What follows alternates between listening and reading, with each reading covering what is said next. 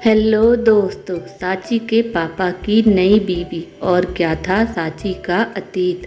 जब से सांची को मां के कैंसर का पता चला है, तब से उसका मन और भी बैरागी हो गया है।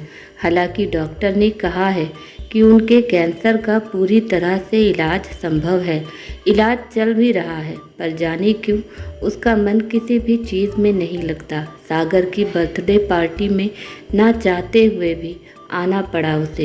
जितनी खूबसूरत शाम थी, उतनी ही खूबसूरत पार्टी भी। सागर तो चाहता ही नहीं कि वो एक पल के लिए भी उसे अकेला छोड़े। कब से रट लगाए हुए हैं, चलो तुरंत सगाई और फिर शादी कर लेते हैं।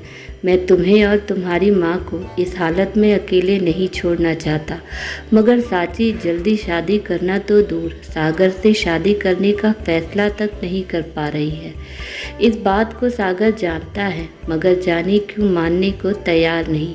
पार्टी में उसे कोई रुचि नहीं थी। पार्टी में धीरे धीरे रंगत बढ़ती जा रही थी। एक वेटर साची के पास आया और रिक्वेस्ट की कि किसी टेबल पर बैठकर स्नैक्स ले ले, मगर साची ने मना कर दिया। थोड़ी देर बाद सागर खुद आया। वो अपने हाथ में वेटर की तरह एक ट्रे पकड़े था। उसे देख साची को संकोच हो आया। सागर के आग्रह पर उसने प्लेट में से कुछ स्नैक्स ले लिए। सागर ने ट्रे अपने साथ आए वेटर को पकड़ा दी और उसके साथ ही खड़ा हो गया। इस तरह कब तक उदास रहोगी साची?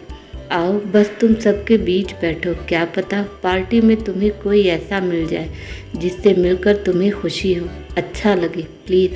सागर ने कुछ ऐसे अंदाज में कहा कि साची को उसके साथ चलना ही पड़ा।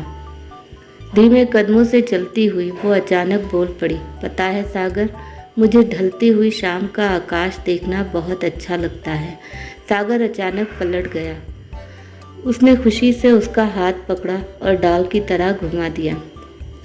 कहने लगा, अरे मैंने ये तो कभी सोचा ही नहीं था। चलो तुम अपना आकाश देखो। जब शाम पूरी तरह ढल जाए तब पार्टी में आना, कोई जल्दी नहीं है।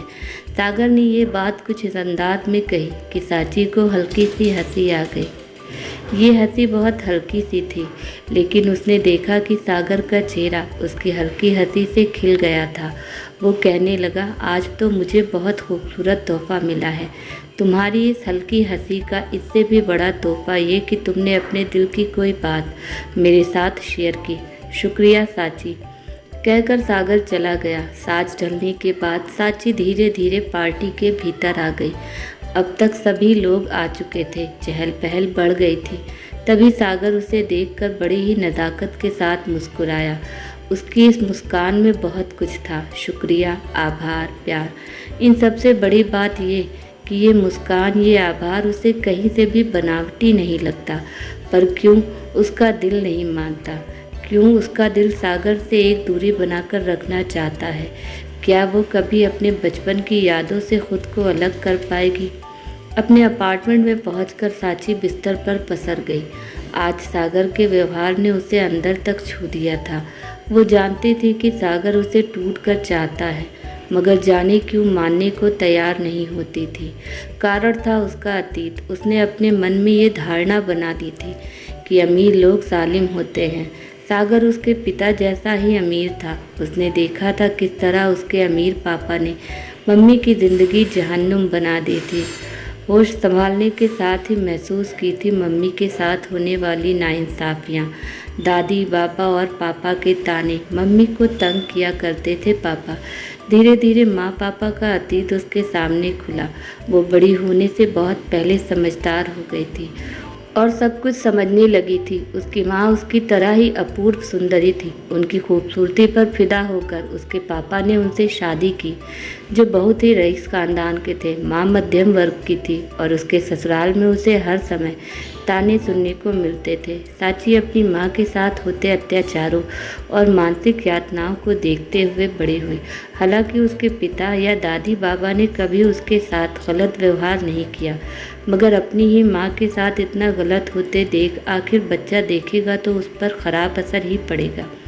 साची 10-12 साल की होगी तब तक माँ की सहन शक्ति जवाब दे चुकी और उसने पापा से अलग होने की ठानी। हालांकि साची माँ के साथ रहना चाहती थी और माँ भी उससे नहीं छोड़ना चाहती थी। मगर कोर्ट ने पापा को कस्टडी जीत गए। बस उस दिन से ही सांची खामोश हो गई। फिर होठों पर कभी मुस्कान नहीं आई। जब उसके माँ पापा को तलाक मिला, वो 14 साल की थी। उम्र के उस मोड़ पर जब उसे माँ की सबसे ज़्यादा ज़रूरत थी, माँ उससे छीनने लगी। उसकी माँ ने तो कस्टडी ना मिलने पर तलाक का मुकदमा भी वापस लेना चाहा था। वो हर जुल्म सहने को तैयार थी, पर सांची को छोड़कर जाने को तैयार न थी। लेकिन तब तक बात उनके हाथ से निकल चुकी थी। सांची के पापा अब तलाक ना देने को राज़ी न थे। तलाक के तुरंत बाद उसके पापा ने दूसरी शादी कर ली। सांची खामोश अब तो बिल्कुल ही अपने भीतर कैद हो गई।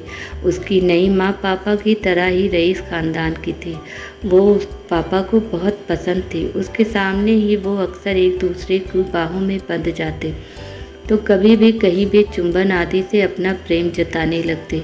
उसकी नई माँ पापा के साथ शराब पीती और पार्टियों में हंसी मजाक में लगी रहती। उन्हें सांची से, उसके दुख सुख से कोई मतलब न था।